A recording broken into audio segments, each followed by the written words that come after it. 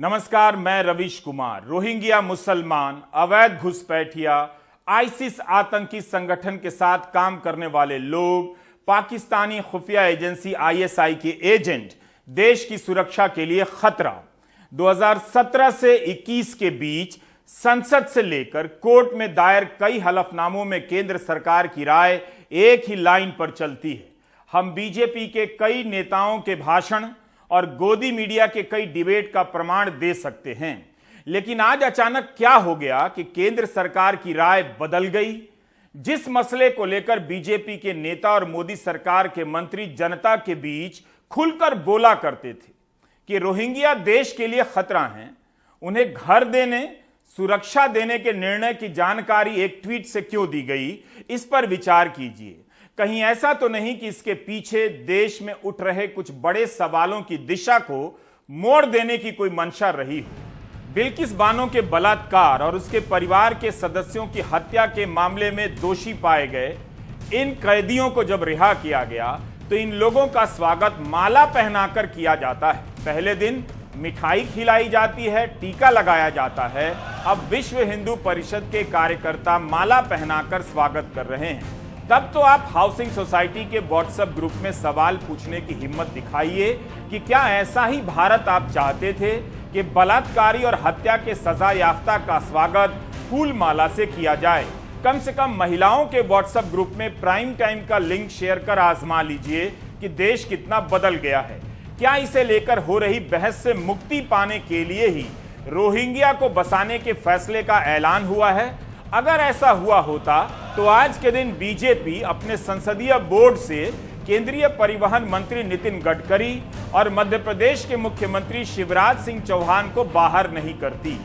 BJP की आंतरिक राजनीति अपनी दिशा नहीं बदल रही है, बल्कि उसके रास्ते में आने वाले लोग बदले जा रहे हैं। नितिन गडकरी क्या दूसरे आडवाणी बनेंगे, हमेशा के लिए चुप हो जाएंगे?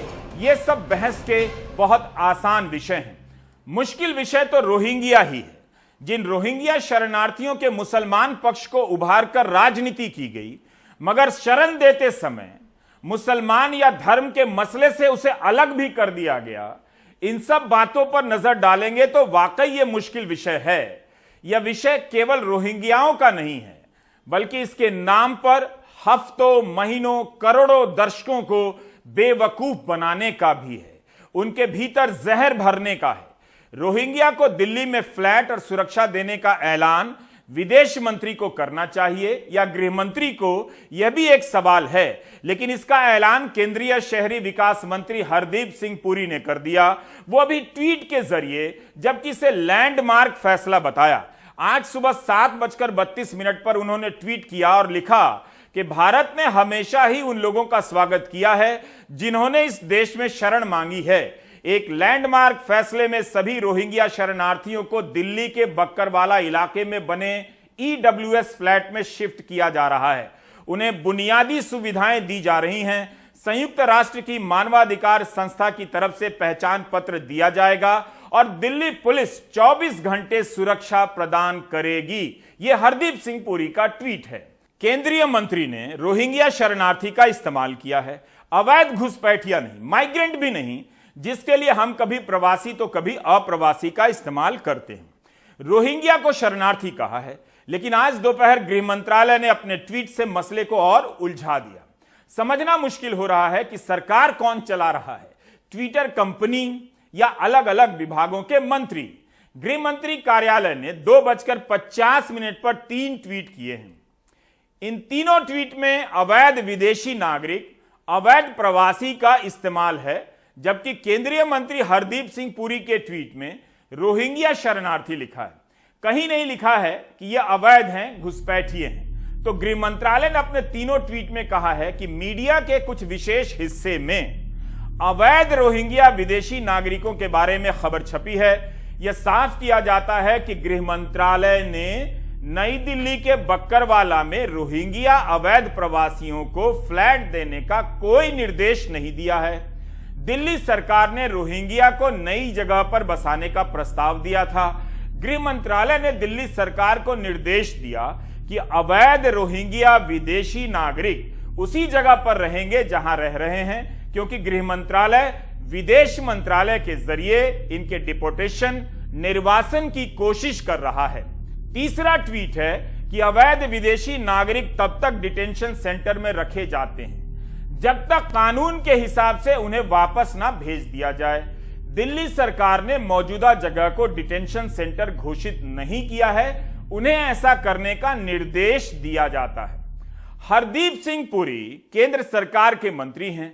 मीडिया में खबर उनके ट्वीट के बाद छपी है, तो गृह मंत्रालय को कायदे से उन्हें संबोधित कर ट्वीट करना चाहिए था। कहीं ऐसा तो नहीं कि ट्विटर के जरिए दो मंत्रालय और दो मंत्री आपस में भिड़ गए हैं। हरदीप सिंह पुरी ने तो अपने ट्वीट में दिल्ली सरकार का नाम नहीं लिया, फिर गृह मंत्रालय ने क्यों कहा कि दिल्ली सरकार को ऐसा निर्देश नहीं दिया गया? सीधे गृह मंत्रालय पूछ सकता था कि हरदीप सिंह पुरी को या उनके मंत्रालय को कोई निर्देश नहीं दिया गया। क्या दिल्ली सरकार ने अपनी मर्जी से यह फैसला लिया और उसकी जानकारी केंद्रीय मंत्री हरदीप सिंह पुरी ट्वीट से दे रहे हैं?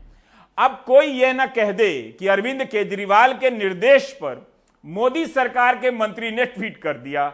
इस तरह से तो गृह मंत्रालय ने विदेश सेवा के पूर्व अधिकारी और केंद्रीय मंत्री हरदीप सिंह पुरी को ही मुश्किल में डाल दिया है। हरदीप सिंह पुरी ने आज अपने ट्वीट के साथ एक और ट्वीट किया है। जिन लोगों ने भारत की शरणार्थी नीति को लेकर झूठी अफवाहें फैलाकर अपना कैरियर बनाया है और इसे नागरिकता कानून से जोड़ा है, वे इससे निराश होंगे। भारत 1951 के संयुक्त राष्ट्र के शरणार्थी कन्वेंशन का सम्मान करता है और सभी को जाति, धर्म या नस्ल की परवाह किए बगैर शरण देता है। यह हरदीप सिंह पुरी का दूसरा ट्वीट है। अगस्त 2021 में गृह मंत्रालय ने लोकसभा में बताया कि भारत ने 1951 के शरणार्थी कन्वेंशन पर दस्तखत नहीं किया है, जिसका संबंध शरणार्थियों को मान्यता देने से है। लेकिन शहरी विकास मंत्री हरदीप सिंह पुरी ट्वीट कर 1951 के कन्वेंशन के सम्मान की बात कर रहे हैं। पिछले दिनों कर्नाटक के ग्रामीण इलाकों में विदेश मंत्री एस जयशंकर की तस्वीर भाजपा के पोस्टरों पर नजर आई।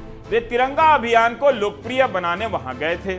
इस सूचना का आज के ट्वीट से कोई संबंध नहीं है, लेकिन सवाल तो बनता है कि कायदे से इस तरह के ट्वीट विदेश मंत्री की तरफ से आने चाहिए, मगर शहरी विकास मंत्री संयुक्त राष्ट्र के शरणार्थी सम्मेलनों, मानवाधिकार अधिकारों की बात कर रहे हैं, रोहिंग्या रिफ्यूजी को बसाने का ट्वीट कर रहे हैं और गृह मंत्रालय ट्वीट कर दिल्ली सरकार को टारगेट कर रहा है। हरदीप सिंह पुरी ने जब ट्वीट किया तो प्रधानमंत्री कार्यालय को भी टैग किया और जब दूसरी बार ट्वीट किया तब उसे मणिपुर के मुख्यमंत्री बीरेन सिंह और सूचना एवं प्रसारण मंत्रालय को भी जोड़ा। लगता है पत्रकारिता छोड़कर अब रसायन शास्त्र में रिसर्च करने का टाइम आ गया है। आम आदमी पार्टी ने इस ट्वीट पर अपनी प्रतिक्रिया दी है, लेकिन बीजेपी सांसद मनोज तिवारी की प्रतिक्रिया सुनने लायक है। वे गृह मंत्रालय का ट्वीट पढ़कर पत्रकारों को सुना देते हैं अपने जवाब में, मगर हरदीप सिंह पुरी के ट्वीट पर कहते हैं उन्हें नहीं पता मंत्री का ट्वीट है या किसी ने हैक कर लिया है। देखिए, ये जो मुद्दा है, ये जिन्होंने ऐसा ट्वीट किया है उनका ट्वीट क्या हुआ है, कहीं कोई हैक किया, क्या हुआ, अभी हम इस पे नहीं आ रहे हैं। लेकिन अभी हमारे गृह मंत्रालय ने स्पष्ट कह दिया है कि गृह मंत्रालय की इस तरह की कोई भी योजना नहीं है और गृह मंत्रालय ये भी इशारा कर रहे हैं कि कहीं ना कहीं इसमें गवर्नमेंट ऑफ दिल्ली ने ऐसा कुछ प्रपोज किया है। अभी देखिए, मजे की बात ये देश के गृह मंत्री अमित शाह पहले गाली दी इन्होंने पीडीपी को कि पीडीपी ने रोहिंग्या बसा दिए और फिर पीडीपी के साथ इन्होंने सरकार बनाई।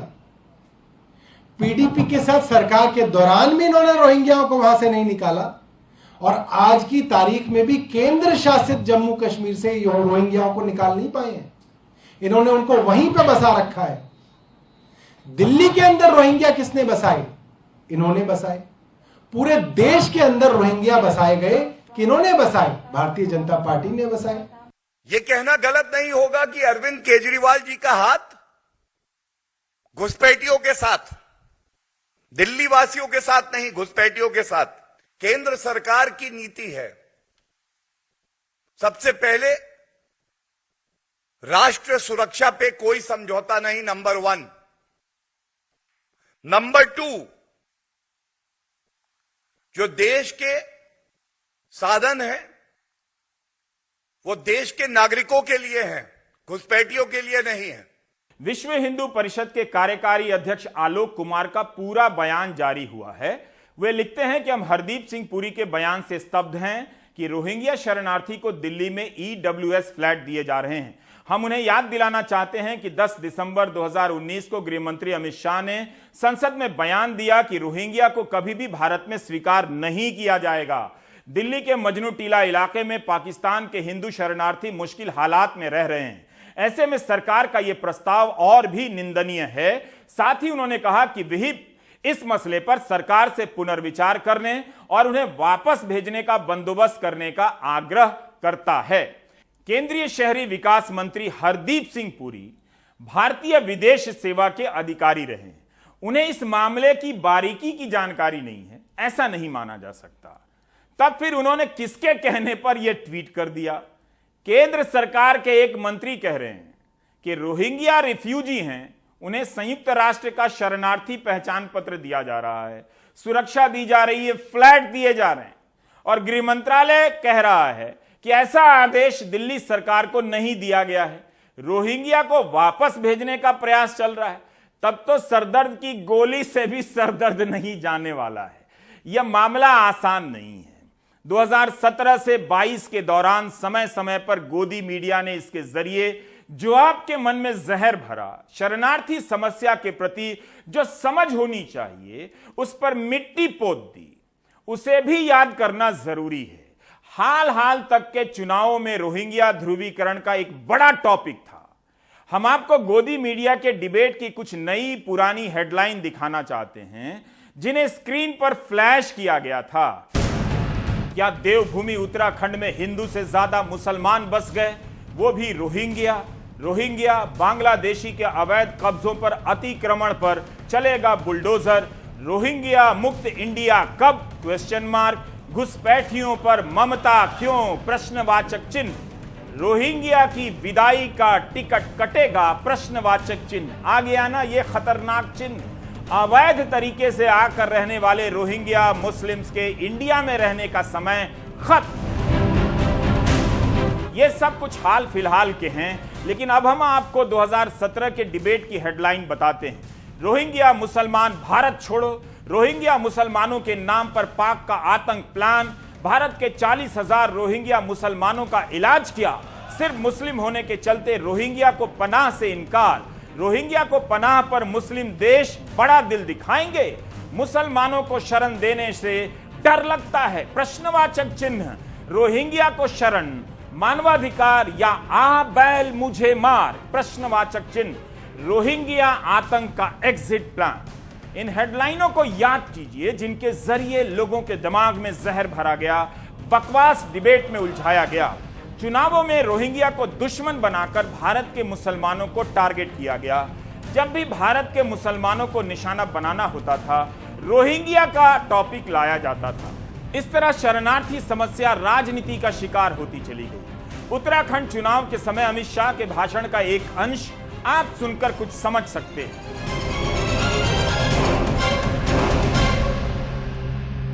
ये तुष्टीकरण की राजनीति कांग्रेस पार्टी ने शुरू की है और उत्तराखंड के पहाड़ों पर अब रोहिंग्या दिखना शुरू हो गए हैं। मित्रों, रोहिंग्या मुस्लिमों को घुसाने का काम उनके नेतृत्व में चल रहा है। मगर मैं आपको वादा करने आया हूं, आप पुंडीर साहब को जिता दीजिए, हमारे धामी जी को मुख्यमंत्री बना दीजिए। रोहिंग्याओं को चुन चुन कर निकालने का काम ये भारतीय जनता पार्टी। केंद्रीय मंत्री हरदीप सिंह पुरी के ट्वीट के बाद यह प्रश्न उठना लाजमी है कि रोहिंग्या को लेकर जो चुनावी राजनीति हुई है उसका क्या होगा? क्या हरदीप सिंह पुरी के ट्वीट को उलझाने के लिए गृह मंत्रालय की तरफ से ट्वीट किया गया? भारत सरकार के मंत्री, बीजेपी के नेताओं के बयान में, कोर्ट में, संसद में, चुनावी मैदान में निरंतरता है, बदलाव नहीं। रोहिंग्या मुसलमान देश की एकता के लिए खतरा है। 2017 में सरकार 40,000 रोहिंग्या को वापस भेजना चाहती थी। तत्कालीन गृह मंत्री राजनाथ सिंह का एक पुराना बयान आपको सुनाना चाहता हूं। लोग इंटरनेशनल लॉ के नॉन रिफॉल्वमेंट प्रिंसिपल का भी की चर्चा करते हैं और इसकी चर्चा करके रोहिंग्या के डिपोर्टेशन की बात को गलत सिद्ध करने की अपनी तरफ से भरपूर कोशिश करते हैं। मगर उनको मैं यह भी बताना चाहूंगा कि नॉन रिफॉल्वमेंट का सिद्धांत उन लोगों पर लागू होता है जिन्होंने भारत में एसाइलम लिया हुआ। किसी भी रोहिंग्या को भारत में एसाइलम प्राप्त नहीं है और न ही किसी ने इसकी कोई एप्लीकेशन भी आज तक दी है। इसलिए ह्यूमन राइट्स का हवाला देकर इलीगल इमिग्रेंट्स को रिफ्यूजी बताने की यह गलती कम से कम नहीं की जानी चाहिए।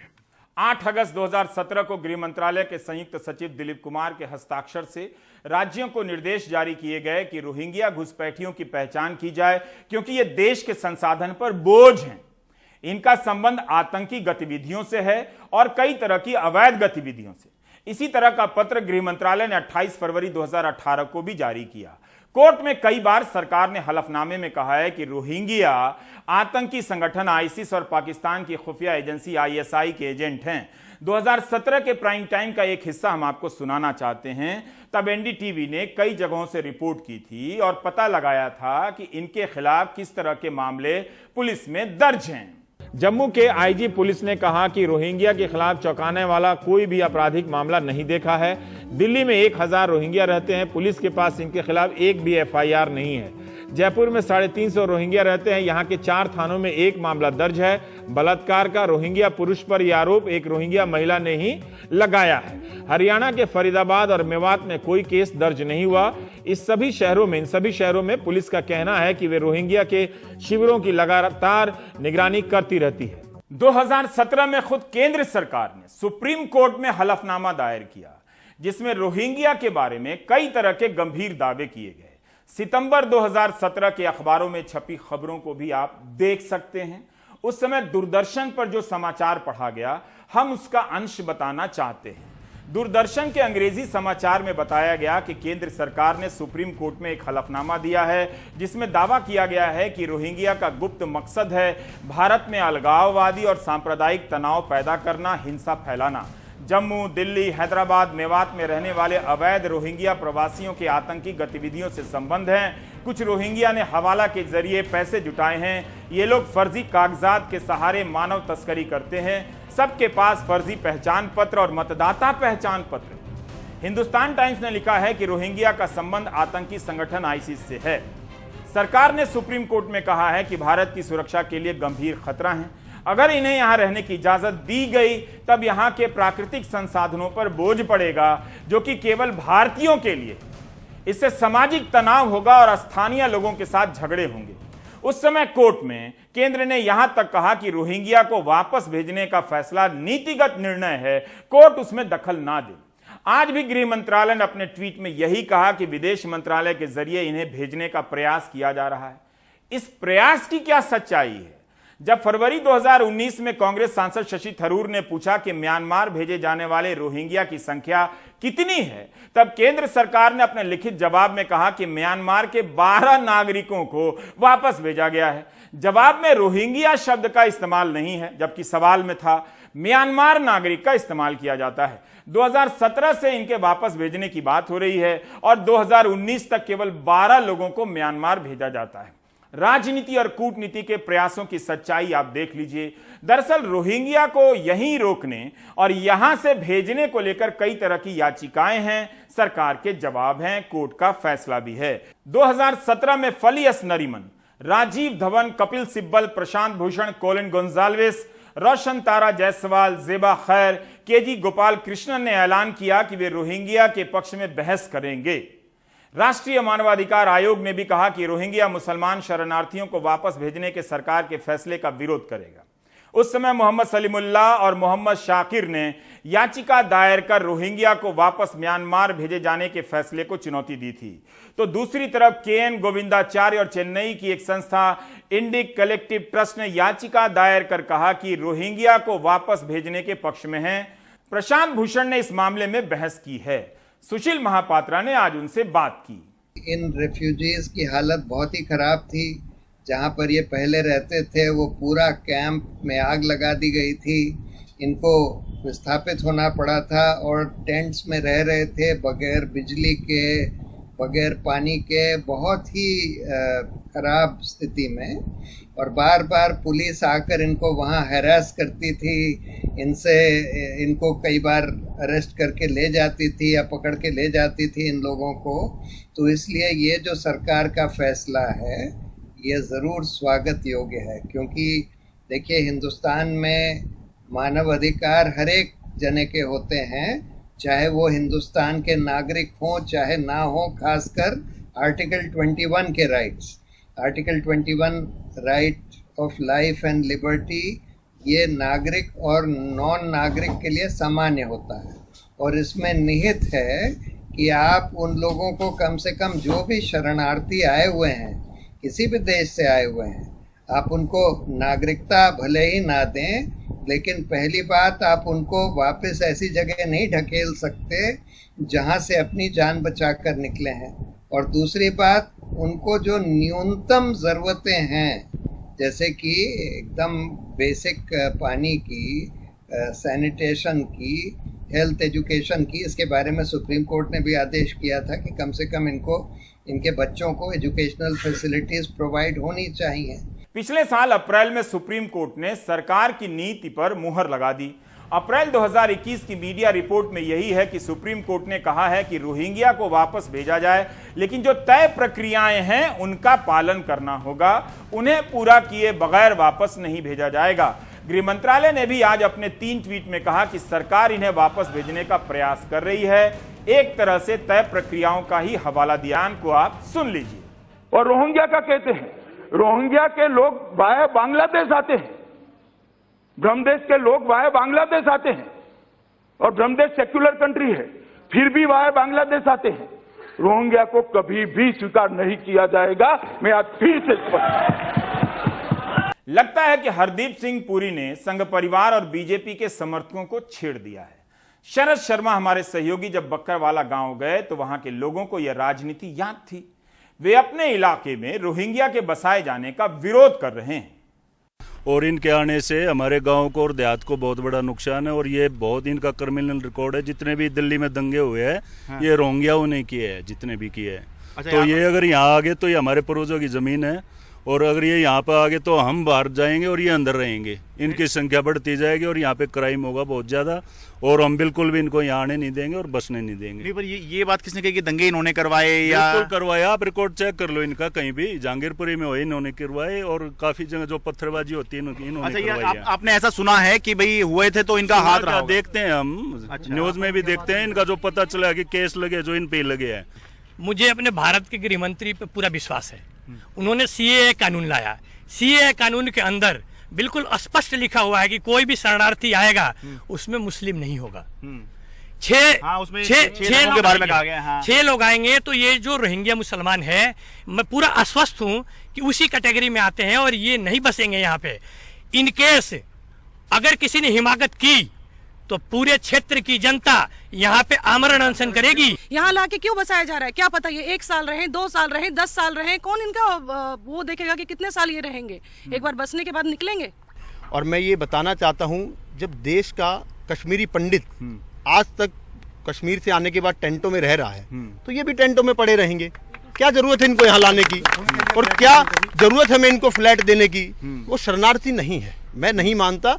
वो देश में तारों के नीचे से आए हैं और तारों के ऊपर से उनको फेंका भी जाएगा, और ये हिंदुस्तान उनको तारों के ऊपर से फेंकेगा भी। आप जो पूछ रहे थे ना कि कैसे पता है आप लोगों को कि ये दंगे कराते हैं, ये करते हैं, ये पब्लिक डोमेन में है। गवर्नमेंट ही बोल रही थी कि रोहिंग्या मुसलमानों से मतलब राष्ट्र के उसमें खतरा है। नागरिकता कानून के संदर्भ में भी रोहिंग्या का सवाल आया था। तब गृह मंत्रालय ने कोर्ट में कहा कि म्यांमार में रोहिंग्या समुदाय के उत्पीड़न का संबंध भाषाई और एथनिक भेदभाव से ज्यादा था। इसे केवल धर्म के आधार पर उत्पीड़न से जोड़कर नहीं देखा जाना चाहिए। रोहिंग्या बांग्लादेश के जरिए बेहतर आर्थिक अवसरों की तलाश में भारत आए हैं। नागरिकता कानून से याद आ गया कि 2019 में असम में इसके विरोध की शुरुआत हुई। कोविड के कारण इसके विरोध का आंदोलन ठप हो गया, लेकिन फिर से शुरू हो गया है।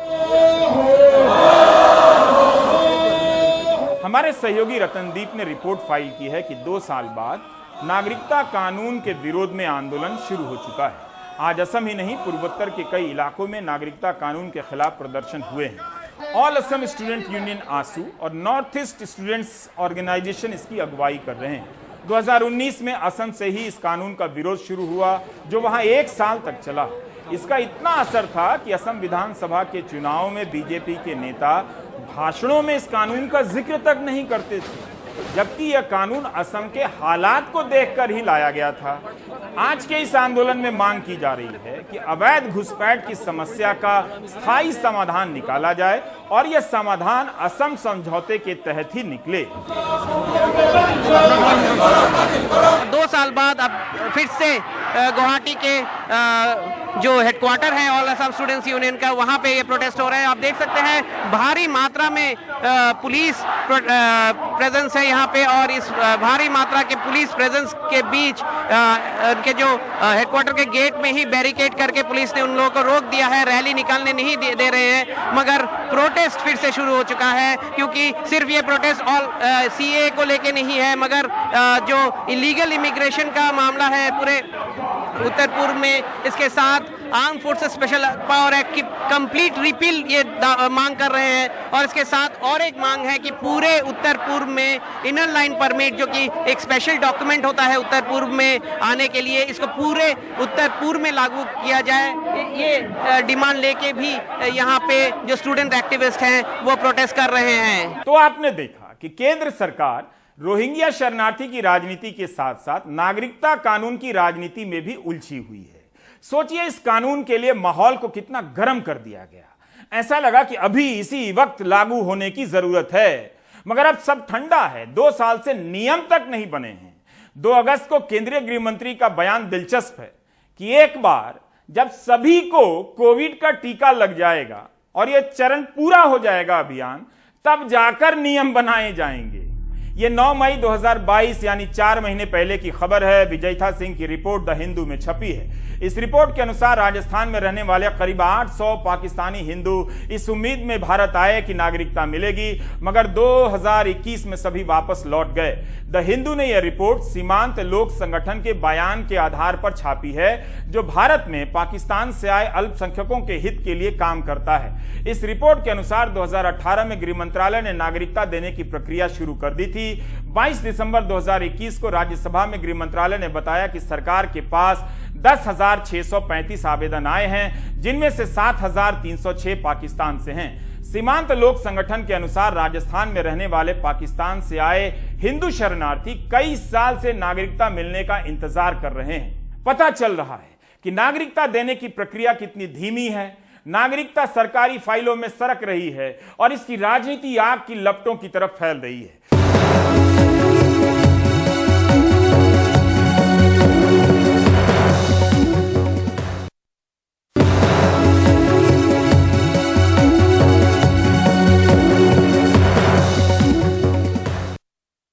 मध्य प्रदेश के मुख्यमंत्री शिवराज सिंह चौहान को बीजेपी के संसदीय बोर्ड से बाहर कर दिया गया। अनुराग द्वारी की आज की रिपोर्ट इस पर तो नहीं है, मगर मध्य प्रदेश से ही है। टेंडरिंग को लेकर है, आप देख लीजिए।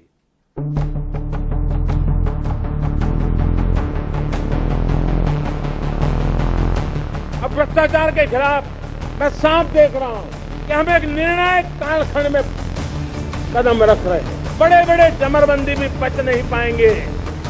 इस मिजाज के साथ भ्रष्टाचार के खिलाफ एक निर्णायक कालखंड में अब हिंदुस्तान कदम रख रहा है।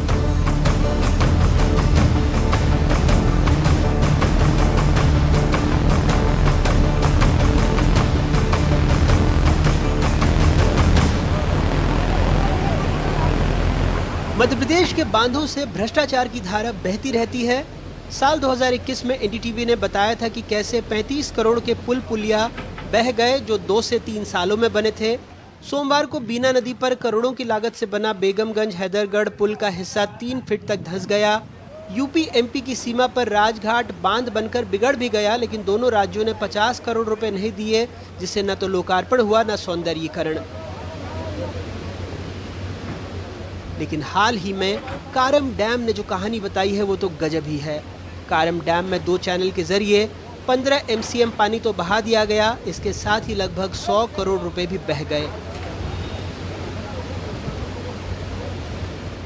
अप्रैल 2018 में जब एनडीटीवी ने ई टेंडर घोटाले की परतें खोली थीं तो पता लगा था कि कैसे जल निगम की 3 निविदाओं को खोलते समय कंप्यूटर ने एक संदेश डिस्प्ले किया। इससे पता लगा कि निविदाओं में टेम्परिंग की जा रही है। लगभग 3000 करोड़ रुपए के घोटाले की जांच ईओडब्ल्यू को सौंपी गई। महीनों जांच शुरू नहीं हुई, तब केंद्रीय मंत्री रविशंकर प्रसाद से हमने सीधा सवाल पूछा था। मैं इसकी जानकारी प्राप्त करूंगा। आपने एक नया विषय उठाया है, मैं इसके पूरे तथ्यों की जानकारी प्राप्त करूंगा और जो भी उचित कार्रवाई होगी करूंगा।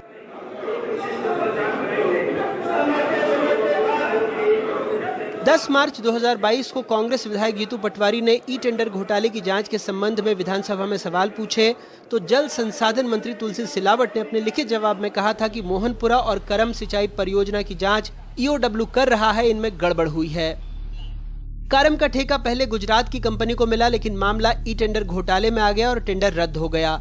इसके बाद ठेका दिल्ली की ANS कंस्ट्रक्शन ने 304 करोड़ रुपए में लिया। 10 अगस्त 2018 से काम शुरू किया गया और इसे अगस्त 2021 में पूरा करना था।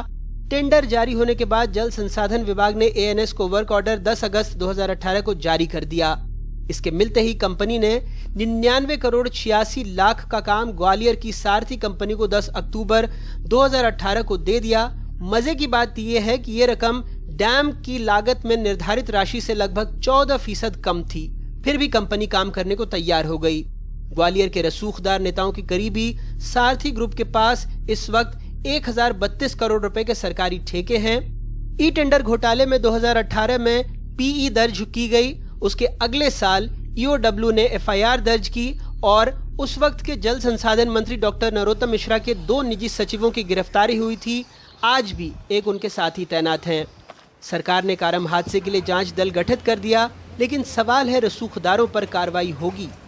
पिछला कौन था ये महत्वपूर्ण नहीं, मेरे लिए अभी ये महत्वपूर्ण है। अभी जो बिंदु आएंगे उस पर कार्रवाई करूंगा। नहीं, वो तो है, लेकिन कारणों का तो पता लगना पड़ेगा ना, क्योंकि इस तरह के अभी कोई बोलने की स्थिति नहीं हो।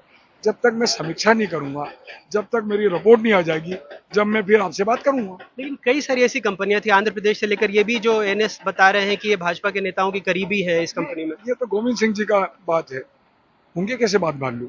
क्योंकि कांग्रेस के पास तो एक आरोप लगाने के अलावा है क्या?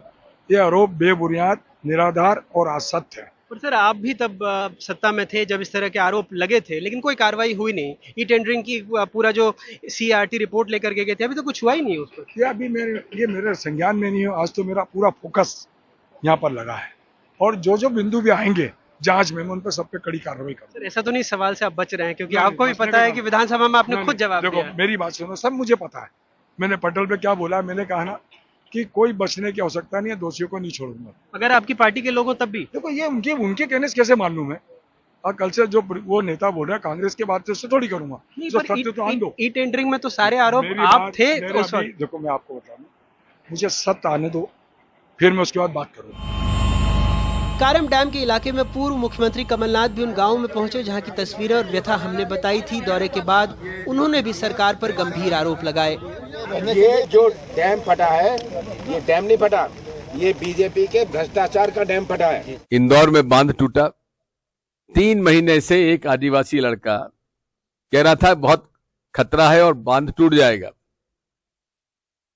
शिवराज सिंह जी ने वाहवाही लूट रहे हैं कि हमने बचा लिया, लेकिन आज तक दोषी कर्मचारी, दोषी ठेकेदार पर कार्रवाई क्यों नहीं की गई?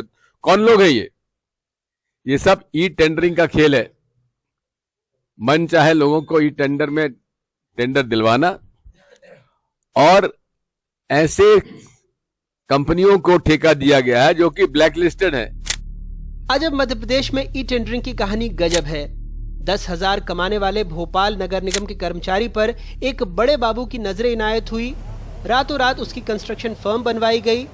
जल संसाधन के बड़े ठेके इनकी फर्म पर सबलेट होने लगे और ये शख्स इसे नगद में बदलकर अफसरों को रिश्वत में बांटता रहा। ये सब प्रवर्तन निदेशालय ने अपने प्रेस नोट में भी लिखा था, लेकिन 2 साल बीत गए, इसके बाद कुछ भी नहीं हुआ।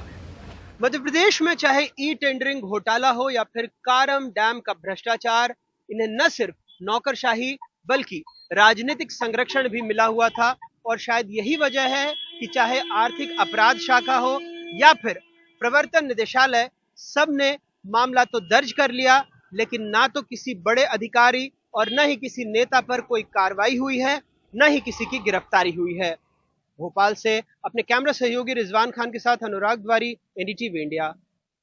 आप देख रहे थे प्राइम टाइम। नमस्कार।